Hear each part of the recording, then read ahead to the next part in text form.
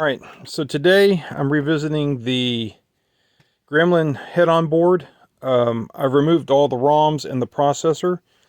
I had new boards built for the UniROM, and they've come in, so I'm going to build one of these up, and we're going to slap it into this processor hole here and see if we can get this to work without the 2708 EPROMs. After I get this debugged and working, after I get it built and it's working, then I'll probably put the board back with the original EPROMs, because I mean, the point of this board is to fix when these ROMs are bad, and all of those ROMs are good. Programming 2708 EPROMs, you need either a Zeltec, an older Zeltec, or a Data IO programmer, the old-timey Data IO programmers. Data IO programmers. Newer ones, the USB-based ones, and even the newer Zeltecs and stuff cannot handle 2708s or 2716s if they're the 3 voltage, the plus 12, minus 5, and plus 5 voltage guys. So, yeah, there's some nostalgia or maybe intrinsic value by putting the original EPROMs in and keeping it original. But yeah, okay, so let me build this up and let's see if it'll work. All right, so I've got my board all built up and plugged in. We're going to power it up and see what happens. If all goes well, this light here is the reset light. It should be on when you first turn it on and then go blank after a second or something like that. So let me see if I can reach around here so we can keep the camera on it. All right, here we go. Power on. I didn't see if the light went on and off. Hopefully it did. Light's not on. Oh, game's running. So it looks like mission accomplished there. That's working. Alright, let's see if it'll credit. So I'm adding a coin. Okay, what happened there? That's not crediting. Nope, not crediting. Now, that may be because the ROM images that I put on this were a mix of A, B, and C. I didn't know what to do about that, so I probably have to reprogram this EPROM. And I should probably match it with these EPROMs. These were all A's except for one C. Not sure, like that one there, 166 is a C. 193 was an A. One of these I couldn't read. That one's an A. 164 is an A. 163 is an A. All of them were an A except for 166 was a C. Oh, I can't get that to separate now. There we go. Let's see what this one is. Okay, so yeah, just the one is a C then, 166. It seems like when I did this, I picked all the C ones that were available and mixed them with all the A ones that were available. So I think 2 of them were C's that I programmed onto the larger EPROM here. All right, so let me, I mean, that's obviously not working, right? It's frozen. Let me cycle the power try again. All right, so the light was on and went off. I saw that. Here, I'll show you what I mean by that, if we didn't see it on the first piece. All right, so the reset light should be on and then off. Good, so that's what I expected there. And this is the 5 volt, that light indicates 5 volts is getting to the board. All right, so I mean, track mode's running, and this is the credit switch that I'm clicking. And it just locks up. If I put the old ROMs in, when you push the credit, it says something like press player 1 start or something like that, or add additional coin for a 2-player game. I forget exactly what it says, but something along those lines. So yeah, I think at this point the board is correct and working properly. It's just the EPROM is not programmed properly. I will try to resolve that and have a follow-up video. Alrighty, today is the next day, or actually the next evening, pretty late. I've gone ahead and taken the old chip out, inserted a new one that I reprogrammed, and what I did was this one had revision C for 2 of the ROMs. 2 of the 7 ROMs that normally install here. I changed it to where only 166 is version C. The rest of them are version A.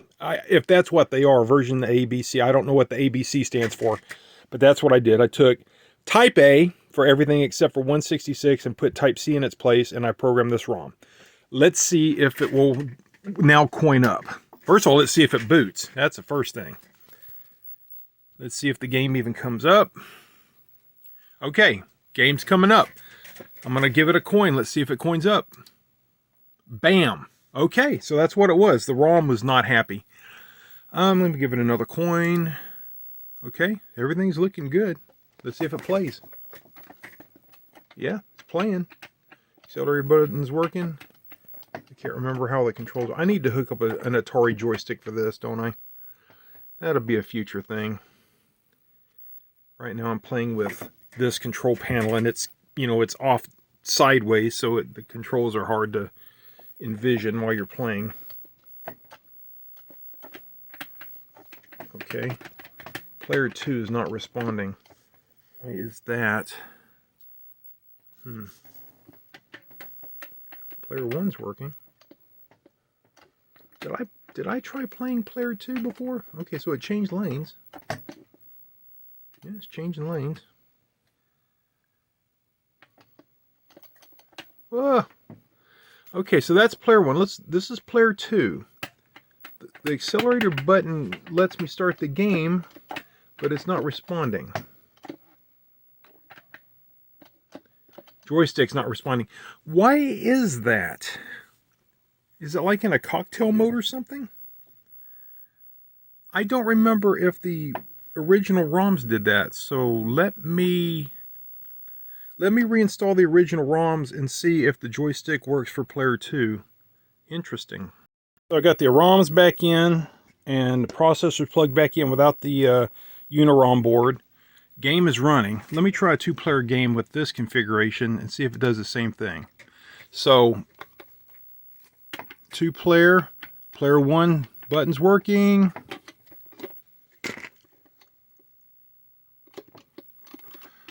I couldn't get it to change because I didn't push it the right direction. Okay, player 2. Yeah, player 2's working. Okay, what the heck? Player 2 is working. Okay. So, these ROMs, 193 has an A written on it. 192 has an A written on it. I think that's supposed to be 167, but I can't read what letter that is. Is that a B? I can't tell. 166 a C, 165 is an A, and A.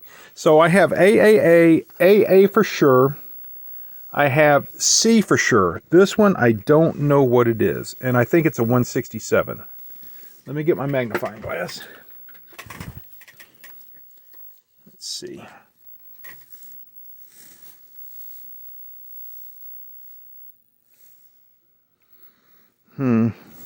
Magnifying glass, do that.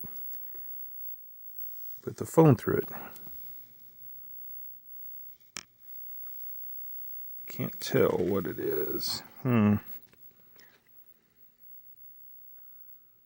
That could be a B. All right, let me see if I have a code with a B for that one. Maybe that's the problem. 167. Dadgummit. All right, well, let me try that and I'll be back. All right, so I reprogrammed this chip. I did not have a 167B image. I only had 167A and C. Since I know 167A was in there, I changed it to 167C. Now, I only pulled these 2 ROMs, okay? I only pulled these 2 ROMs that have a C and an A version. Everything else was A, clearly was A. And I put the test thing in, so this should boot just fine. Because I added a transceiver, the program will definitely be coming off of this and not these, so it's okay to leave these in here. So let me turn it on. Let's make sure it still comes up. Pretty sure it will come up because the reset light went out. That indicates the program is probably running. All right, so yeah, it's running. Let's see if I put 2 credits on it. Oh, credits over here. There's 1, there's 2. Now I'm going to push the 2-player button. Or not the 2-player button, just push start. That's right. All right, so player 1 is the accelerator button's working. And the joystick is working. Yep, that's player 1. Okay, so let me go ahead and kill him off. Oh, wrong direction. All right, now this is player 2. If I've got the right combination for this board set and this setup, then the accelerator button for player 2 should work, and it is. Player 2 is working, and how about the joystick? Well, I didn't get there in time. Let me try it again. Okay, this is player 1. Let me just kill him off. I want to test the joystick. All right, player 1, that was player 1. Now player 2. All right, let's see if I can get the joystick to work. We know the accelerator works. Okay, so it looked like it was going to work. Okay, good. Yeah, the joystick's working. It's hard for me to drive this thing at an angle. Yeah, it's working.